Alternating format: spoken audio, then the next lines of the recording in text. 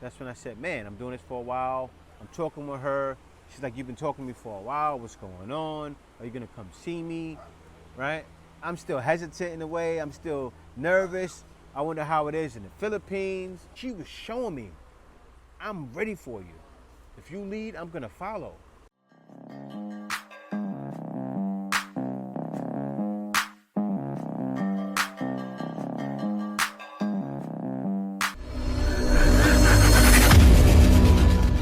But that's what led me to working online, and that's what led to my journey. So this is my part two is like my journey of working online, right? So I've been in sales ever since 2000, since 1998. I've been a salesman, right? I started out doing sales, working in a Radio Shack. That's why I got my first sales job, right? But anyway, let's fast forward to working online. She introduced me to Upwork. I put it in. I start doing online sales jobs. I get a sales job where I'm calling. It's like it's like telemarketing job. I'm calling around for Yelp. I work for Yelp, where I would call people to book their photo shoots, right? Because it was for businesses would get a free photo shoot with their Yelp account, so they can post their video on their Yelp account, right? And I would call the companies to schedule that shoot. So I was doing that for about a year and a half, and then from there, that's when I said, man, I'm doing this for a while. I'm talking with her. She's like, you've been talking to me for a while. What's going on? Are you gonna come see me? Right? I'm still hesitant in a way. I'm still nervous. I wonder how it is in the Philippines. I'm talking to people about it. They're saying, no, don't go out there. Man, that's what I was saying.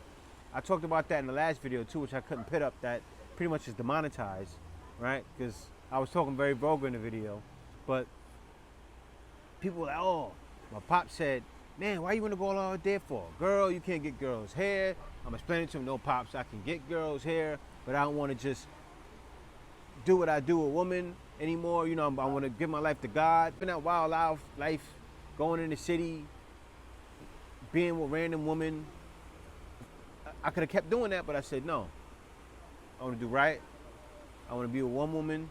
I'm getting older. I was what, 34, 33 at the time. I said, I'm getting older. I want to change my life for the better, right? And, you know, as a man, you know, you hit your 30s, you're in your full stride. I'm happy I found online working, because that's what did it for me. Because I was working at Cablevision for 7 years. Wanted promotions, couldn't get a promotion, but I was a little bit of a knucklehead. I was a good salesman, but I was kind of like an independent guy. I really wanted to be on my own, so they didn't give me a raise. I actually wanted a job where I wanted to be a door-to-door salesman, because I did that for DirecTV for a couple of years, right? And I wanted to do that. Being a direct salesman, you would get 100,000 plus, right? And I was very good at it. So they didn't transfer me over, so I left. I said I retired. I had my 401k. I cashed that out. I know it's horrible on the taxes, but I did it anyway. I cashed it out, took my 20,000, left. Then I was home for a year, right? But then, right back into the story now. That led me to working online. I did sales online, did that for a year. She leaves her job, right? Because we was talking to her about leaving her job, because she was a teacher in Thailand. I was saying, I'm going to go to the Philippines, and you go out there, get it set up. You get a place to stay. So she went out there, got a place to stay, right? We working on it together. She's working on me. Me and her actually started a company where we were hiring Filipinos to work for us. She was like my assistant manager. I was the manager / owner, and we found Filipinos. We would train them, have them do the telemarketing calls, sales calls, appointment setting, and then I would get the money from that, right? So that's what we did. So we were doing that for the whole time. She's in the Philippines, left her teacher job. She's in the Philippines set up. And the thing is, guys, I was setting things up. I was an irresponsible guy. I was already setting things up for me to make the move, right? So she's already out there. She's living in a place that's right above her, where her family's staying. Her family's on the ground floor, and then she had a place on the 3rd floor. She's there the whole time for about 7 months. And then one day she calls me, she's crying. She's like, when are you gonna come see me? I've been out here for 7 months. I left my job already. And I'm like, man, like, think about it, guys. A woman that just turns up and leaves her job. But she believes in me though, because I'm showing and proving, right? She had a reason to leave her job because she was making not as much as she was making for her job, but almost as much, right? So she's seeing that I can provide for her. I can put her in a situation to where she can make these sacrifices and leave. Because when she was at her job, she was already working with me on everything. She was coming home from work after teaching 10-hour days, right? And then she would put in work with me up until 2 in the morning. She was showing me, I'm ready for you. If you lead, I'm gonna follow. She showed it, and that was something that I wanted for years. I couldn't get that from women in the West, right? I couldn't get women to put in that much work and dedicate herself for me and dedicate her all. I mean, getting up 7 in the morning, going to teach kids, coming home at 6 from doing extra classes teaching kids, and then coming home and working with me and putting together a business. That's crazy, man. It wasn't just a independent woman, oh, I can do this for myself. It was I can do this and help you. I can help you succeed. So guys, this is what I'm seeing. And I was still playing games. I still didn't make the move yet to go over there.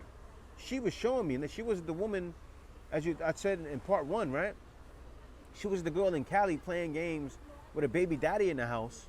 You know, I'm saying I'm coming out there. Oh, you know, she jumped up and went back out to the Philippines. I told her, I said, I want you to be around your family, right? I want you to be around your family.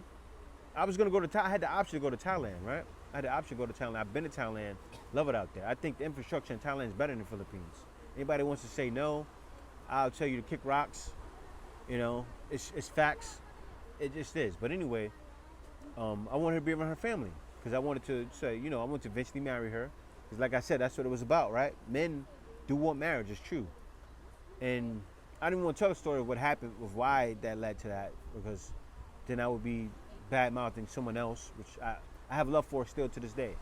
You know, I'm not in love with her, but I have love for her. But anyway, she showed me that so it was like she called me and cried to me. She said, I've been out here for 7 months and you still haven't come yet? Are you gonna come? She was worried, like, man, is he playing games with me? And so I already had my job for about 1.5 years, right? So I already had faith that I can go. I had a couple of jobs actually online. And so I said, man, I'm doing this. I'm making enough money. I can go. So I left. And when I got here, I had that job for 2 years after. I finally lost it after 2 years, but then I had another job right away online, and I was always secure my whole time of being out here. But anyway, let me backtrack a little bit from the job for having 2 years. Let me go back to the beginning when I first came out here. So I first came out here, right? I'm from New York. Women play all the games. So I'm automatically thinking it's gonna be like that when I go overseas, right? I'm thinking women are gonna be the same. Women playing games, I gotta be on my square. I gotta be cold. So I said to her, I said, if there's anything you wanna tell me, you can tell me anything. You know, if you had a crazy past, it's fine, I'm here now. I'm gonna be with you, but let me know. Because if it would have been some stuff from the past, of course, I wasn't having it, right? Anyway, I said that. She got offended, like, how could you say that to me, right? But I was being cold. I mean, I'm not coming around here wearing my heart on my sleeve, right? I've never been that kind of guy. And there are some guys that go overseas wearing their heart on their sleeve.